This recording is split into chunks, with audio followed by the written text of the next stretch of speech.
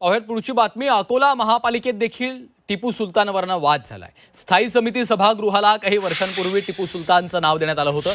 शिवसेनेच्या वतीनं जोरदार आंदोलन करण्यात आलंय. टिपू सुलतानच्या नावाचा फलक हटवा अशी मागणी त्यांनी केलेली आहे.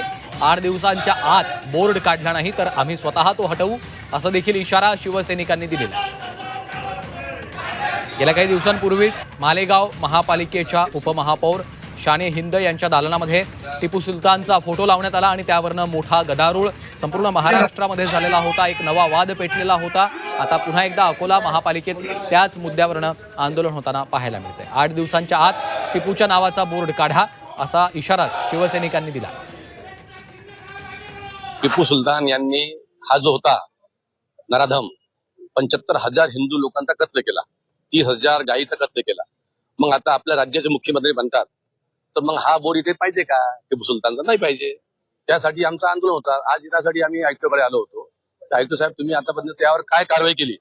आयुक्त साहेब नव्हते, ऍडिशनल आपले हे उपायुक्त होते. त्यांनी आम्हाला आता आश्वासन दिलं की 8 दिवसात आम्ही यावर काय कारवाई करतो तुम्हाला लिखित स्वरूपात देतो. आम्ही त्यांना आग्रह केला की आम्हाला या शहराचं वातावरण खराब करायचं नाही आहे, कारण की आता राज्याचे मुख्यमंत्री इतिहास बनते.